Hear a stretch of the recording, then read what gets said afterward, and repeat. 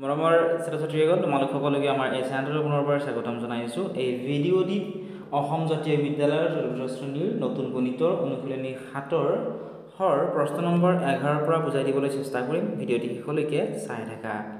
প্ৰশ্নটো আছিল যে 15 কিলোগ্ৰাম চাহপাতৰ দাম যদি 1132 টকা 50 পইচা হয়, প্ৰতি কিলোগ্ৰাম চাহপাতৰ দাম কিমান হ'ব? অৰ্থাৎ 15 কিলোগ্ৰাম চাহপাতৰ দাম কিমান দিছে? 1132 টকা 50 পইচা 15 কিলোগ্ৰাম চাহপাতৰ দাম। গতিকে আমাক সুধিছে যে প্ৰতি কিলোগ্ৰাম অৰ্থাৎ 1 কিলোগ্ৰামৰ দামটো আমাক কি কৰিছে? উলিয়াবলৈ কৈছে।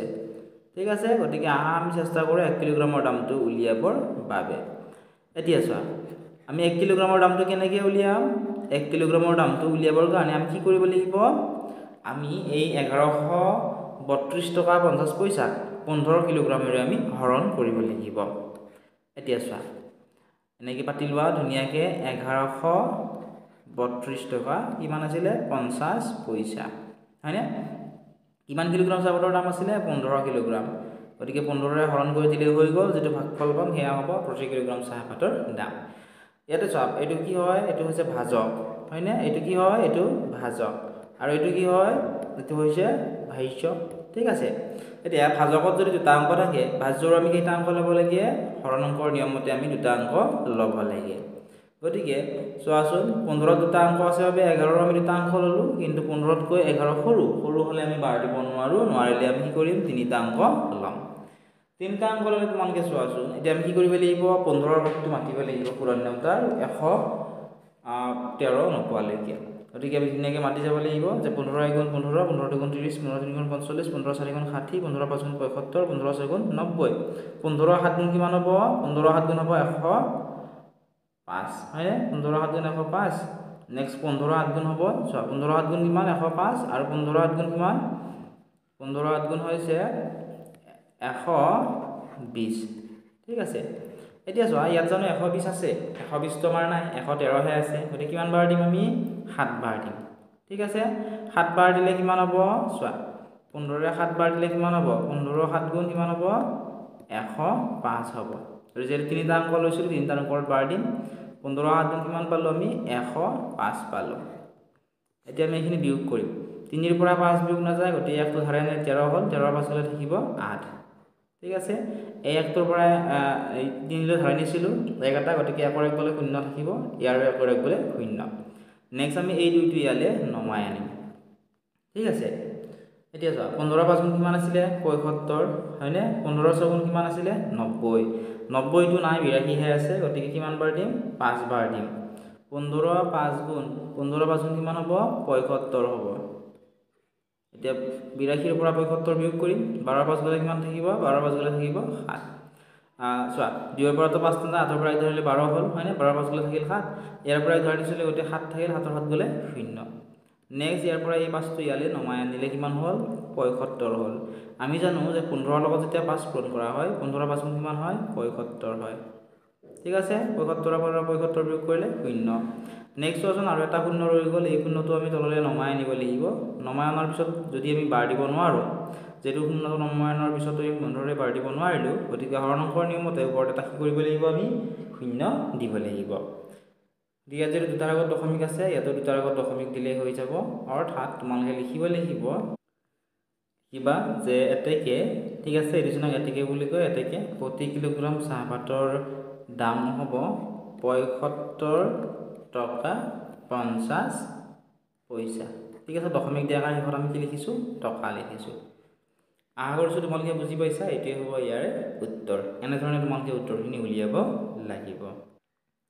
এতিয়া তোমালোকে চোৱা 12 নম্বৰ প্ৰশ্নটো। প্ৰশ্নটো আছিল যে এডাল পেঞ্চিলৰ দাম যদি 6 টকা 45 পইচা হয়, 206 টকা 40 পইচাৰে কেইডাল পেঞ্চিল পোৱা যাব? অৰ্থাৎ কৈছে যে এডাল পেঞ্চিলৰ দাম যদি 6.45 টকা হয়, অৰ্থাৎ 6 টকা যদি 45 পইচা হয়, তেতিয়াহ'লে 206.40 টকা অৰ্থাৎ 206 টকা 40 পইচাৰে কিমানডাল পেঞ্চিল কিনিব পোৱা যাব? এতিয়া চোৱা, দুয়োটাই যিহেতু ইয়াতে দশমিকত আছে, হয়নে? এইটো চোৱাচোন, আমি হৰণ কৰি দিলে আমি পামনে চাওঁ। আমি প্ৰথমতে হৰণ কৰি চাওঁ উত্তৰটো। ঠিক আছে, 206.40 কিহেৰে হৰণ কৰিব দিছে? 6.45ৰে হৰণ কৰিবলৈ কৈছে। ঠিক আছে, এতিয়া এটা তোমালোকে কাম কৰিব পাৰা, এই দশমিক কেইটা চোৱা, দশমিক আছে নহয়, এইটো পইচালৈ লৈ যাব পাৰা তোমালোকে, হয়নে? পইচালৈ লৈ যাব কৰিব পাৰা, অথবা তোমালোকে এনেকৈ হৰণ কৰি পোৱা নে চোৱাচোন। এতিয়া চোৱা, ইয়াতে 3টা অংক আছে, ইয়াতে 5টা অংক আছে, হয়নে? ইয়াতে 3টা থাকিলে ইয়াৰ 3টা অংক ল'ব লাগে, কিন্তু 645তকৈ 246টো সৰু, সেইবাবে আমি 4টা অংক ল'ম। 4টা অংক ল'লে হ'ব 2064। ঠিক আছে, কিমান হ'ব?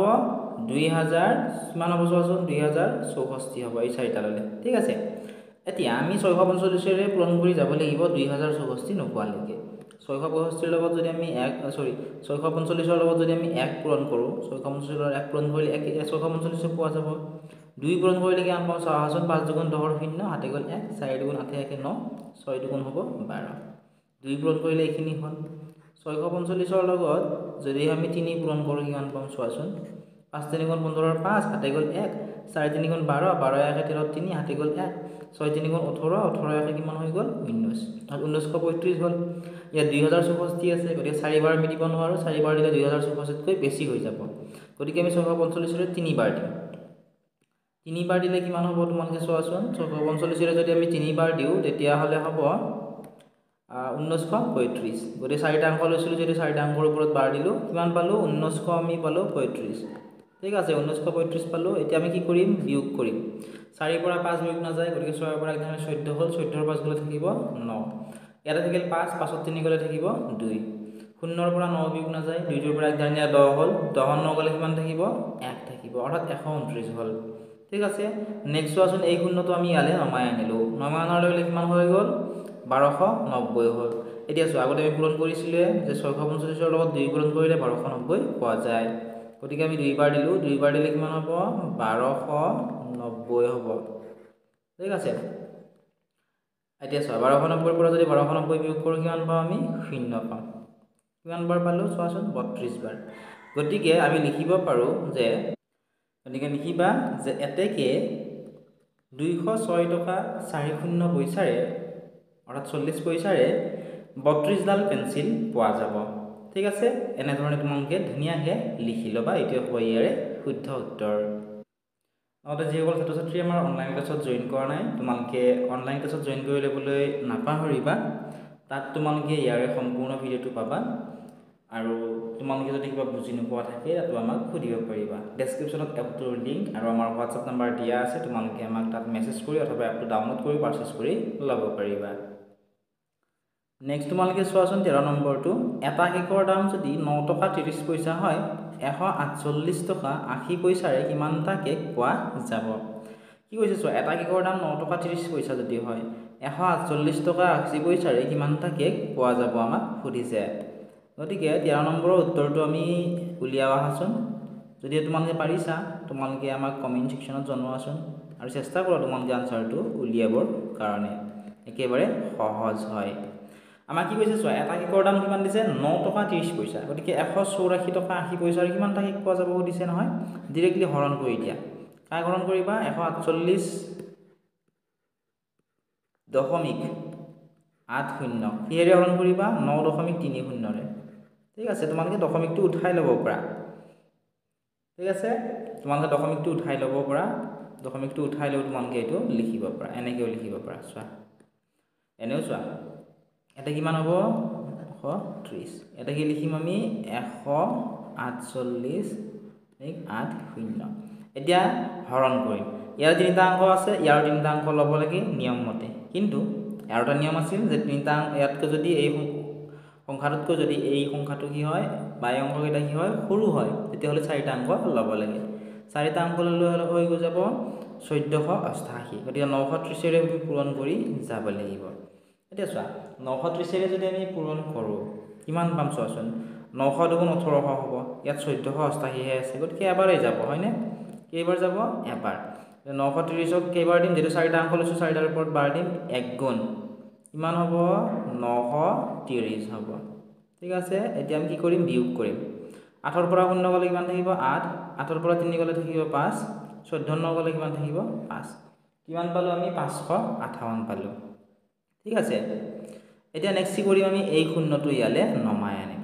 শূন্যটো নমাই অনাৰ লগে লগে হ'ব 5580, যে 930 আমি পূৰণ কৰি যাব লাগিব 5580 নপালৈকে 930 তোমালোকে যদি পূৰণ কৰি যায় থাকা 6ৰে পূৰণ কৰিবাচোন ঠিক আছে 6ৰে পূৰণ কৰি চাবা 6 লগত 0 পূৰণ কৰিলে 0 হ'ব 6 3 গুণ 18 8 হ'ব হাতে যাব 1 9 6 গুণ 54 54 একে কিমান হ'ব 55 তোমালোকে এনে পূৰণ কৰি চাবা 930 ৰে যদি আমি 6 বাৰ দিওঁ 6 বাৰ দিলে কিমান হ'ব 5580 হ'ব ঠিক আছে বিয়োগ কৰিলে কিমান হ'ব 0 অৰ্থাৎ 5 কিলোৰ দাম যদি 7 টকা 50 পইচা হয় 1 কেকৰ দাম যদি 9 টকা 30 পইচা হয় 148 টকা 80 পইচাৰে কিমানটা কেক পোৱা যাব 16টা কেক পোৱা যাব গতিকে লিখিবা যে এতেকে 16টা কেক পোৱা যাব